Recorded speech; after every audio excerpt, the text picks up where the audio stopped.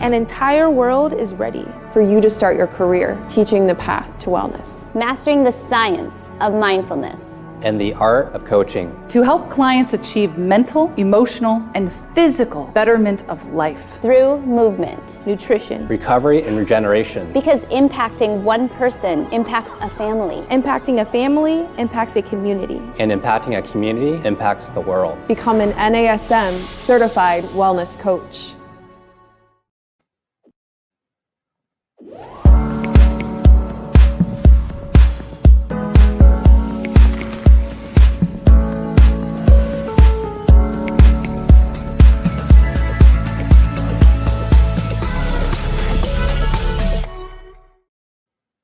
Hey everyone, welcome to our Strong Mind, Strong Body podcast. I'm your host, Angie Miller, and today I have a very special guest. His name is Jamie Weeks. He is the owner of over 140 Orangetheory studios and a dozen SweatHouz Infrared Sauna locations. So Jamie is such a powerhouse and such a well-known name in the industry. I feel like it's just a huge honor to have him on today. And I think he's just got such incredible insight. Basically, what I want to talk about with Jamie today is just when to bet on you. Because whether it's fear of failure or fear of success, sometimes we're just afraid to take a chance and go after what we really want. But I feel like Jamie, of all people out there, has got that blueprint. He's got it figured out. And if we just kind of have 30 minutes of a window into his world, I feel like he could make a big difference for all of us. And plus, I know that Jamie's passionate about sharing his story. And I think his insight and experience can help us really launch into 2023. So Jamie, I'm going to bring you in, have you introduce yourself and say hello. Thanks for having me, Angie. It's really excited to be here. And kind of feels like the first day of 2023. We're kind of back in the office and kind of starting the new year fresh. And so looking forward to starting it fresh with you here. Yeah, definitely. Because, if you don't mind me saying, Jamie just told us that he got back from the Bahamas. So we see the sun on your face, Jamie. You brought back a little bit for all of us. So yeah, I know that we haven't had it here in Atlanta. So I had to go somewhere else to get it. Is that where you are? Is Atlanta? Okay. Yeah. Yes. We're based in Atlanta. Honors is based in Atlanta, and Honors is Honors Holdings. We've got about 1,500 employees, 142 Orangetheory fitness studios across the U.S. in about 13 states. And so we're the largest franchisee in that business. And then I'm also the largest franchisee for Dogtopia. And I started SweatHouz Infrared Sauna and Cold Plunge Studios in 2019.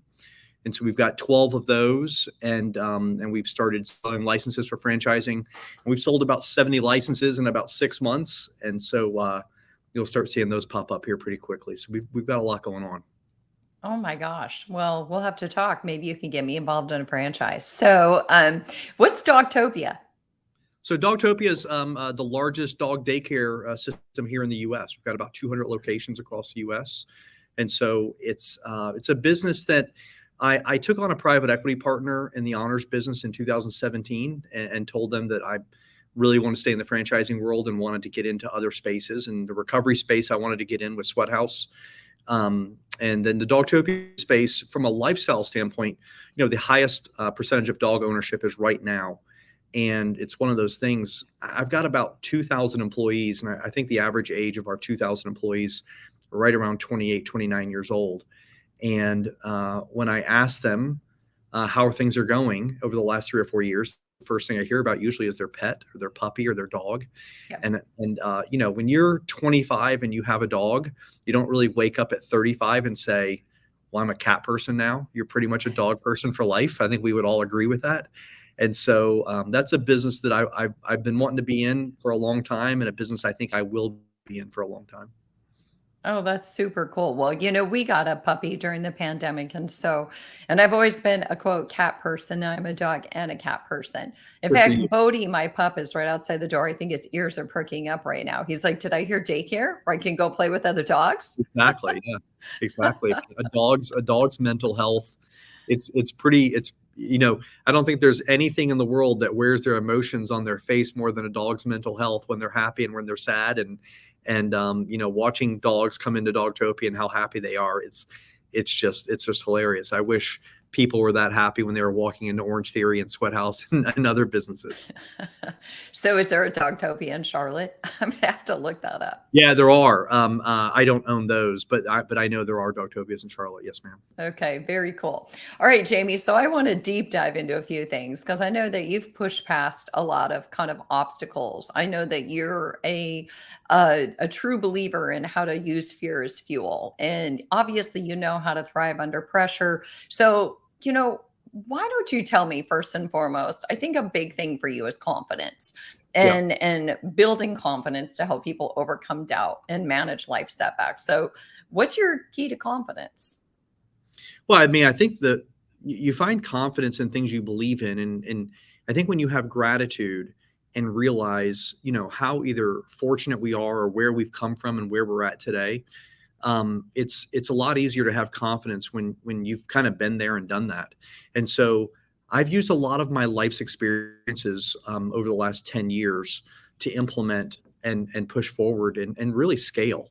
And so I haven't always had confidence in business, but I'm a really fast decision maker. And when you make really quick decisions, you learn from mistakes just as fast. And the faster I can learn from mistakes, the faster I can scale. And the more mistakes I make, the more positive I am that I can fix it going forward. And so you're looking at someone who's 47 and has made a lot of mistakes in my life, but that's given me confidence to move forward. Because every time I've made a mistake, I've either fixed it, learned from it, solved it, figured it out. And at some point, it's trial and error. And if you're not learning from those experiences and learning from those mistakes to get more confidence going forward, then you're really doing yourself a disservice. And so it's just learning from the past of how to make mistakes. Yeah, and I think I like that because I think really what I heard there is that a lot of times people like me, we get stuck in trying to control all the variables, even though I teach clients not to control all the variables, that, I get stuck in like trying to figure out, like if you think of a Venn diagram and in the middle is what I want. And then like my bubbles are all around what I want. And I'm like, what about this? What about this? And I think what you're saying is, just dig right into the middle of the Venn diagram, make a decision. And if any of these happen, you'll figure it out. Yeah, I mean, I think you're right. I'm not as familiar with the Venn diagram as you are, but I will say this, that 90% of the time, well, for a guy, 90% of the time, for a female, 99.9% of the time, your gut is right. And when you start relying on your first instinct and your gut, you're going to make mistakes, but you have to be okay making those mistakes and realize you're just going to learn from it and keep moving forward. And so, I've over the years working with a lot of former CEOs and business professionals that have done more than I've ever dreamed of. What they've told me is that one of the reasons for our success is because we just go so fast, and when we make a mistake, we correct it and move on. When I do that, that gives me the confidence to keep going more and more and going faster and faster. So you just got to be okay with mistakes. I'm okay making a ton of mistakes. It's just part of it.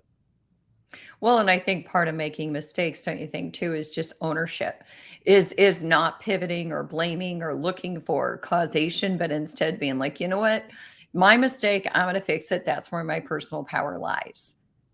Yeah, no doubt. I mean, you've got to be vulnerable enough. I think vulnerability is probably one of the most important things that goes with confidence. The more vulnerable I am, the more confidence I have. And so being vulnerable with mistakes and being vulnerable with, listen, at the end of the day, man, we're just human beings. We're all trying to have happiness. We're all trying to do the same thing. And, we have a real mantra at LFC and at Honors that every day we want to try to care more about other people than we care about ourselves. And when you have that mentality and you're going to make mistakes, you're kind of all on the same page. There's not a whole lot of pressure. There's not a whole lot of pressure to make mistakes. You make a mistake, you fix it, you move on. The problem is when someone's moving slow and making mistakes and then not correcting the mistake quickly. Like that's really the key to scaling. And the key to having confidence is knowing if I make a mistake, we're going to fix it and keep moving. And so I think, by the way, you can get confidence from a lot of different areas. And so that's, for me, my recipe for confidence. For other people, it's completely different. But for me, that's what's. Yeah. Well, and I think it's fascinating too, because you said you're a fast decision maker. And I don't know, sometimes when I think about that, I think there's the people who ruminate and overthink, and then there's the people who are like zip, zip, zip. But I think there has to be kind of that fine line between being impulsive, but being a good, fast decision maker, right? Yeah. Does that make sense? Yeah, I'm pretty impulsive, but I would say if it's emotional, I'm going to take some time and think about it. If it's non-emotional, I have no problem. Impulsive is another way of saying going with my gut, going with my first instinct, making that decision going forward. I also do realize that on the days where I have to make a decision, if there's emotions involved, if I sleep on it for a night, I have a much clearer mind the next day of what I'm trying to accomplish. But again, that's taking a day to make a decision or 12 hours to make a decision, not 12 days. And that's a big difference. Yeah. I call that the 24-hour rule. I do it a lot if I'm thinking about sending an email or like you said, making a big decision, just sleeping on it. Sleep does wonders for the brain and the mind and just kind of resetting. So, Jamie, I just want to reintroduce you. So this is Strong Mind, Strong Body. I'm Angie Miller and I'm talking to the infamous Jamie Weeks, and we're talking about when to bet on you. Because Jamie has bet on himself over and over again, and it's really turned out in his favor and in all of our favors because of all the Orangetheory studios that are out there, thanks to him. So, I like your idea about confidence. Just the doing builds confidence, and then correcting your mistakes and owning them and being like, it's fine. I made a mistake. Now I'm going to fix it. And now I'm going to try it this way and this way and this way. But you also talk about like misconceptions about risk. And you say that a lot of people have a misconception about taking a risk. I'm curious to know what you mean by that. What do you think? Yeah, well, I don't know. I don't know the context of misconception. I'm sure I did say that. I say a lot of things. Let me talk about when I making a bet on yourself and taking risk. Life is truly risk reward. And whether it's telling the love of your life that you love them and you want to be with them forever, that's a risk, right? It's an emotional risk. Or if it's taking money from savings and making a bet on yourself to go start a business and do those things. Life is about risk reward. And there's a lot of people out there who want the reward, but aren't willing to take the risk. And I think the misconception there is that a lot of times people think it should just be handed to them. And it just doesn't work that way. I'm a big fan of taking calculated risk and betting on myself on things that I can control. I use this example. I'm an investor and I invest in a lot of different businesses and a lot of different things. But I don't invest in the stock market. I own bonds, but it's rarely that I would ever invest in the stock market because I have no control there. And that's a really big risk where I have very little control. And so the way that I look and calculate risk is how much control do I have over the reward that I would get versus how much risk am I taking versus lack of control I have versus the reward. And so when you think about things of risk and control, how much control you have to control that risk or control the reward, I want to make more bets like that where I have more control. I hope that makes sense. Actually, it really does. I was thinking about that because you're right. In the stock market, you don't have control. But when you invest in a business, you're investing in yourself, you're investing in your gut, your intuition, your experience. And so what you're saying is, even if it doesn't go that way, I still have an element of control because I can reset, I can go the other way, I can change directions, but ultimately you're in control. Right. So that's exactly right. I mean, when it comes to investing, I have control over my asset allocation and I can reduce risk that way, but I don't have control over what the market does. And, I think it was John Maynard Keynes that said markets will remain irrational a lot longer than I can remain solvent. Well, that's a perfect example right there of not having control and remaining solvent. And so, taking control, having control of the risk you take, I think is a faster path to reward.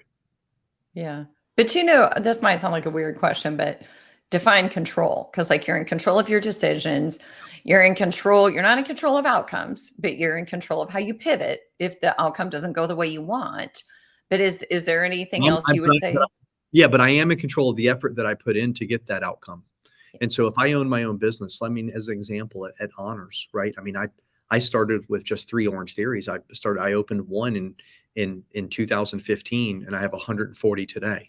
And so for that 8-year period, it was risk on, risk on, risk on, risk on. And the more risk I took, the more hours I worked and the more time and effort I put into it to control that outcome. But it's one thing to just bet on yourself and then not have any control of of the effort you're putting into it to control that outcome. That's a big deal. And so the bigger the risk, I mean, when I made the investment in Orangetheory, it was a calculated risk that I really thought through and knew that I was going to have to put some time and effort into it to have the outcome that I wanted. And so I think that's what I mean by controlling the risk and controlling the outcome as well. Yeah. And I also, it goes back to what you said about confidence is you started with 4 and then that built your confidence. And now you're at over 100, 40 Yeah. in what, 8 years later. And so you built your confidence gradually. It's kind of like goal setting. You didn't just deep dive into the big pool. You were like, okay, I'm going to do this a little bit at a time. But I also like what you said about kind of the risk versus reward, because you're right. I mean, a lot of people want reward, but they say, well, I'm risk adverse, or they don't want to take a chance on themselves. And at the end of the day, most of the things that come with really big rewards do involve risk. It's just that simple. I don't know if you can show me something that has a really big reward that has no risks. Yeah. Outside of inheriting something, I just don't see it that way, and that's not the way I grew up. And so I do believe that risk reward, calculated risk reward. We tend to talk about risk reward most of the time just about investing. It's rarely that we talk about risk reward when betting on yourself, and I think that is really an attribute that we need to talk more about, and it's something that I talk to my team about a lot. I've had a lot of former employees that have left and gone and done their own thing. And I fully support them. If you have an entrepreneur mind and you want to be an entrepreneur, I want to support you in being an entrepreneur. But before you go do that, I want you to understand risk reward. Because if you understand risk reward, you're going to understand a P&L a lot differently. You're going to understand how to spend marketing dollars a lot differently. You're going to understand when to go into a certain real estate market versus not go into a real estate market much differently. Risk reward is the real basis to success when it comes to business and building scale. Mm. So I like that you support your employees and that doesn't appear to be a threat to you. If anything, it feels like you are inspiring them to go do their own thing. And as long as, like you said, you feel like they have their feet on the ground and they've learned from you, then they're ready and you fully support them going on and doing something for themselves. So I think that's pretty cool. The other thing Yeah, is let me just say something there really quick if I can, because I think it would help understand it even better. Is I explain to the team all the time. I didn't start taking risk on and betting on myself until I was 39 or 40 years old. Like if I had tried to own a business before age 30, that would have been a fail of epic proportions because I hadn't gained the experience of how to be a business owner and how to really deal with people and understand people. And so there are so many 25 and 26-year-olds that want to be business owners. And I tell them all the time, I'm like, man, I get it. I felt the same way when I was 25 and 26. But the reality is this, man, it took 15, 20 years of work experience for me to understand how to be an entrepreneur. Yeah. Well, I love that because that makes so much sense to me. So what did you do, by the way? I'm curious, before the Orangetheories came up, what was your background? I worked in finance. And so I worked for the bank UBS on their global asset management team for years. I worked at Morgan Stanley as the family wealth director. And so I worked in finance. My degree was in finance. Great job, great career, loved it. My wife and our 2 kids owe just about everything to UBS and the 12 years I spent there and to Morgan Stanley as well. And I learned I learned risk reward there from an investing standpoint, obviously. But when you start applying risk reward and being an entrepreneur to making a bet on yourself, it makes a lot more sense, and it's more applicable, if that makes sense. Like saying I have this much in savings, therefore I'm willing to risk this to go start my own business, do this. I mean, that's exactly what I did. It was no different than anyone else would start a business. Yeah. Yeah. Just weighing the odds and kind of looking at maybe the consequences, but also just, again, going back to kind of building that confidence. You had a really good platform, though. Like your background, obviously in finance, super, super, super strong. Right. So that really gave you a lens that a lot of us don't have. But does a finance background really help me when I'm trying to sell memberships at Orangetheory? Probably not. I would say emotional intelligence. Finance background helped me when I'm trying to get people to sign up for a transformation challenge January 16th, and we're cleaning throw up off the floor. So what does help you? Is it emotional intelligence? What helps you there? I think at the time I was 39 years old, and I was at a really great age. Listen, let's be very clear. 99% of my success is because of Orangetheory. It's 1% because of Jamie Weeks. I mean, Orangetheory is amazing. And what Dave Long and Ellen and that team built and that process they built is unbelievable. It's amazing. And listen, there's a reason there's 1,300 locations. There's a reason it's one of the fastest growing franchises in history. It's amazing. And I'm really good at taking something like that and scaling it really quickly. And that's what we did. But at 39 or 40 years old, I was a perfect age to relate to a 22 to 28-year-old and understand technology and the technological changes that were happening during that time. I mean, when we were opening Orangetheories in 2014, 2015, Facebook and Instagram, I mean, Instagram wasn't around yet, but Facebook was just getting started. And so the whole social media thing was a big deal. Had I been 60, it would have been tough for me to understand that. But at 39, I was young enough to understand it and use that to our advantage and hire people and hire great people. I mean, my first 5 hires are still with me today. They're still working. Of the 2,000 employees I have, my first studio employees, most of those people are still with us. Maybe not most, like 4. 4 of those employees are still with us. That's a big deal. I mean, that's massive to think about, going through a global pandemic, going through a recession, all the changes in fitness, all the changes in social media. And so there are a lot of things that we had to adapt and move fast with. But I'll tell you, it is more about Orangetheory than it is anything, which is interesting because SweatHouz is my idea and I founded it and came up with it. And so I'm hoping one day there'll be a franchisee that says that about me. Yeah. Well, you're good at taking, like you said, a working concept and making it even bigger and more powerful. So maybe you say it is only, 1% Jamie Weeks, but obviously I'd venture to say it's a little bit more. Sure, it's a working model, but look what you did with it. So Jamie, I'm curious.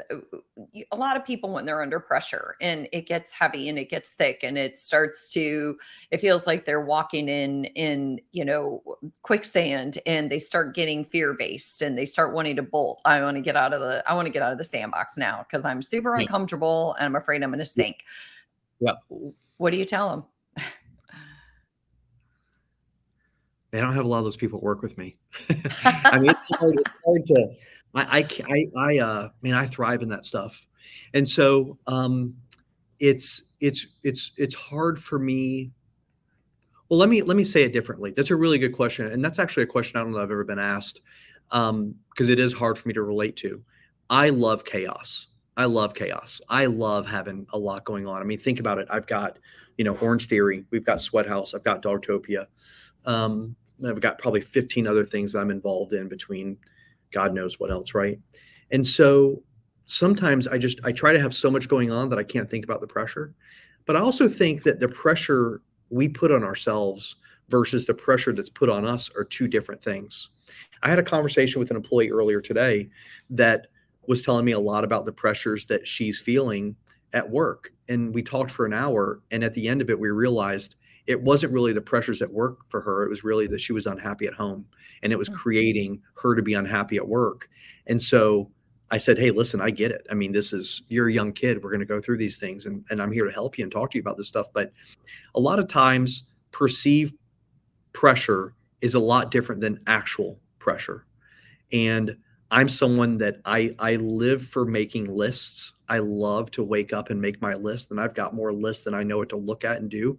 But a lot of times there's a therapeutic piece there to writing out those things of what I can control and what I can't control.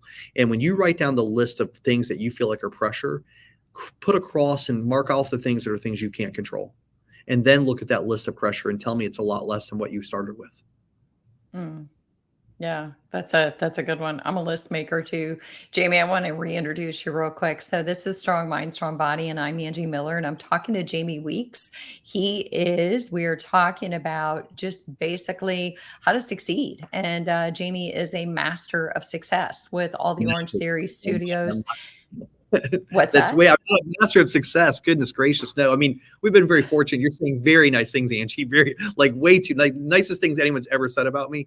Definitely not a master of success. But thank you so much for saying that. Well, I think that it's interesting when I heard you say you love chaos, because it's taken me some decades let's just say, to acknowledge that I do kind of like chaos, and Yeah. I consider it calm chaos. And my chaos, I don't think can even match your chaos. But at the end of the day, I like having a lot going on. I used to teach college students stress management, and I talked about playing with a full deck, like all 52 cards in your deck. And all the cards should represent something different and unique and strengths that you can build upon. And I consider that somewhat like just always putting yourself out there, doing lots of different things that bring about a different side of who you are, and being able to toggle all those things is pretty empowering. So Yeah, I mean, it's funny, right? I mean, chaos at work, and then my wife and I have been married 20 years, and we have 2 teenage daughters, and so it's like I go home and have very little chaos, and it's amazing. And so, yeah, but organized chaos, right? I mean, I think that's a big one. I love a good organized chaos. I don't love meetings, and so it's a lot of 10, 15, 20-minute sit downs with groups of 10 people. And I really am of the belief that if you don't think you should be at that meeting, you need to get out of there. And if you have a ton to add to that meeting, you need to raise your hand and start talking immediately and start just giving us the stuff. And so big on communication. Communication tends to alleviate a lot of pressures, right? Communication tends for the chaos to come down a level as well. And so, yeah, I love a good organized chaos, but if it's not accompanied with communication, then we got a real problem.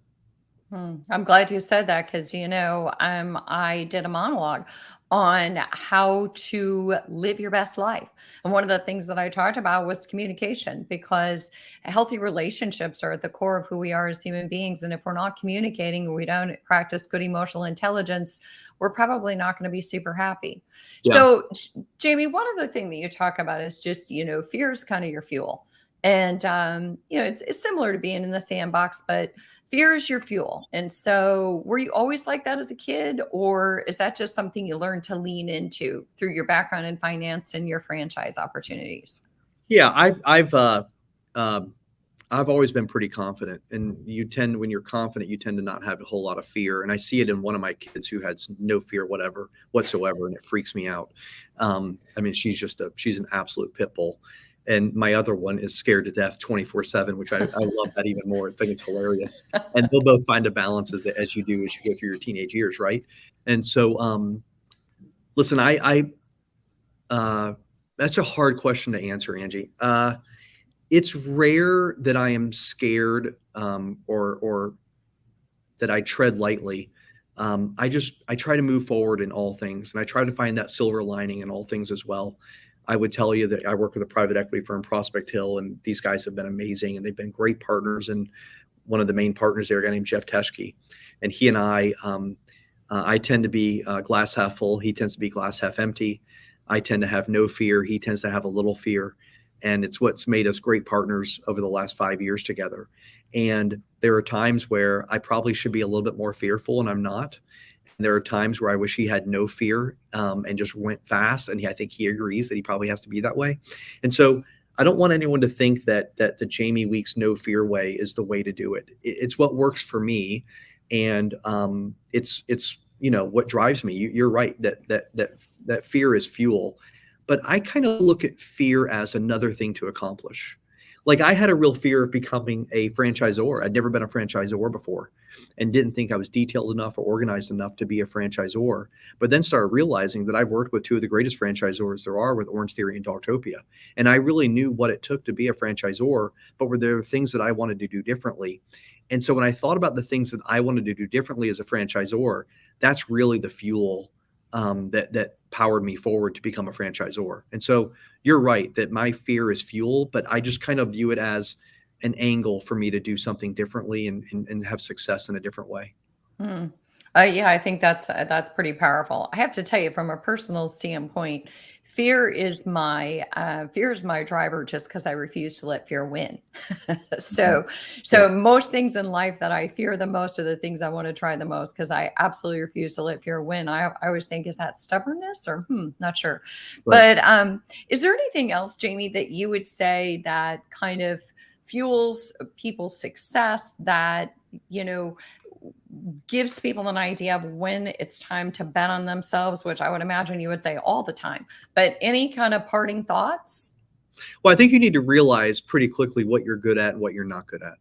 And for me, it's one thing to work in the finance industry. It's a whole nother thing to be a CFO. Those are two completely different things. And so with a finance background doesn't mean I have any wherewithal to be a CFO. And so I realized pretty early on in my career of being an entrepreneur that I needed really smart financial people around me so that I could be the marketing guy, the sales guy, the big vision guy, the face of it, and not be worried about a P&L or be stuck in Excel for hours and hours. And so when you start being vulnerable and realizing, hey, there's like 10 things I'm not good at that I need to hire people to be better than me at, that's when you'll really have success. Because if you think that you're the best at everything, you're not.